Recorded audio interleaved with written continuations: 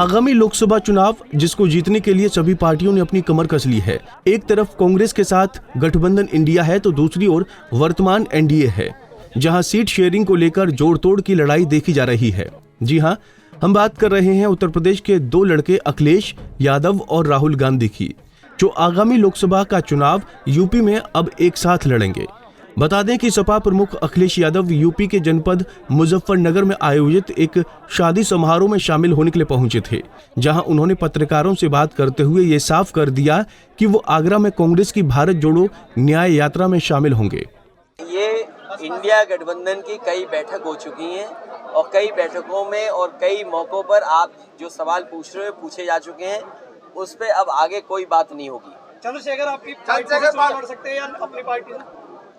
अरे वो हमारे यहाँ है, हम देखेंगे क्या करना है या पार्टी से राय ले लेंगे क्या भैया को लेकर क्या कहना है? गठबंधन में कह तो दिया, तुमने सुना नहीं? जितने गठबंधन दल हैं उन सबको बीजेपी ने कहा है कि आपके दो मंत्री बनेंगे। अब बताइए कैसे मंत्री बनेंगे सब?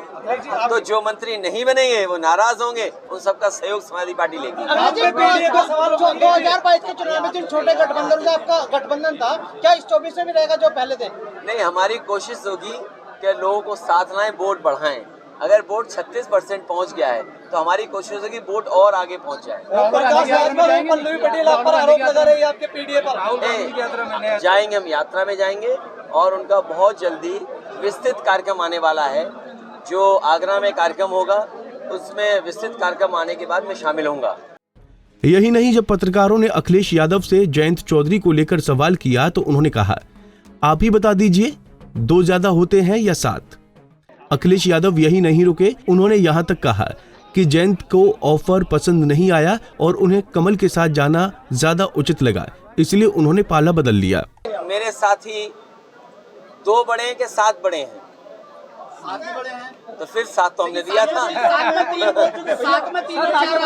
अगर हमारे पत्रकार साथी को नहीं कोई नहीं दिया, ये गलत बात है। राजनीति में समाजवादी पार्टी को बहुत लंबा सफर करना है। और एक मिनट, क्योंकि यहाँ मैं बोल रहा हूँ और आपके सामने बोल रहा हूँ, मेरे पे सूची है मोबाइल पर। नाम किसने दिए, नाम कौन चाहता था, नाम मांगे गए, नाम दिए गए। कोई भी आरोप ये नहीं लगा सकता कि समाजवादी पार्टी थोप रही है। और फिर हरिंदर मंडल जी के लिए मैंने ये कहा कि ये बातचीत कर लेंगे आपके दल से, और बातचीत में अगर आप संतुष्ट हो जाएंगे और अगर नहीं संतुष्ट होंगे तो हमें बताएंगे, और परिवार के उनका कोई सदस्य लड़ेगा तो हरिंदर मंडल जी नहीं लड़ेंगे।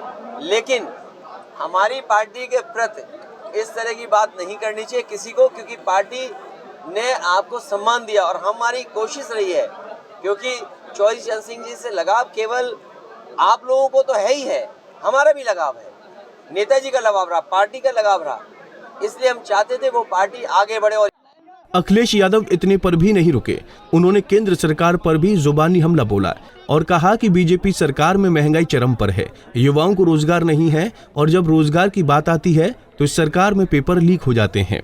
गेहूं किसके लिए खरीदवा रही है सरकार? पैकेज आटा किस पर पहुंच रहा है?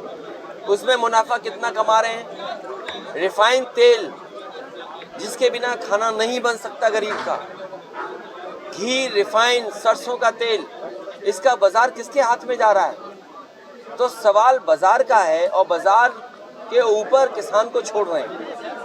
एमएसपी सरकार दे, एमएसपी की लड़ाई किसानों के पक्ष की लड़ाई है। और जब भारतीय जनता पार्टी भारत रत्न दे करके वोट लेना चाहती है तो वोट लेने के लिए किसानों की सुनवाई करें, उनकी जो मांगे उनको माने। और दूसरी तरफ हमारा नौजवान जो दुखी है, परेशान है, और पुलिस की भर्ती में पेपर लीक, ये कैसी सरकार है? हर चीज लीक हो जाती है, इसमें लीक हो रही है हर चीज। आप बताइए कोई परीक्षा बची हो जिसमें लीक ना हो गई हो पेपर। और अगर मान लीजिए 50 लाख से ऊपर नौजवानों ने परीक्षा दी है और उसमें अगर 1 लाख बच्चे पूरे के पूरे आंसर दे आएंगे तो क्या ये सरकार उनको नौकरी देगी? और मान लीजिए 10 लाख बच्चे होंगे, क्या उनके साथ धोखा नहीं है? 50 लाख बच्चों के साथ धोखा नहीं हुआ पेपर लीक करके? और 50 लाख का हिसाब लगाइए, हर परिवार में 5 सदस्य, 5 into 50 लाख 2.5 करोड़ लोग इससे प्रभावित हुए हैं। ये भारतीय जनता पार्टी को उखाड़ फेंकने का काम करेंगे। बता दें कि सपा ने कैराना लोकसभा सीट से मुस्लिम और मुजफ्फरनगर लोकसभा सीट से हरेंद्र मलिक को प्रत्याशी के रूप में चुनाव में उतारकर जाट मुस्लिम समीकरण बना दिया है। वहीं अखिलेश द्वारा कैराना लोकसभा सीट से इकरा हसन को प्रत्याशी बना दिए जाने के बाद भाजपा, बसपा और सपा में कांटे की टक्कर बन गई है। पंजाब केसरी टीवी के लिए मुजफ्फरनगर से अमित कुमार की रिपोर्ट। हमसे जुड़े रहने के लिए हमारे YouTube चैनल को सब्सक्राइब करें और नई वीडियो की नोटिफिकेशन के लिए बेल आइकॉन को दबाएं। अगर आप ये वीडियो Facebook पर देख रहे हैं तो लाइक जरूर करें और ज्यादा से ज्यादा शेयर करें। धन्यवाद।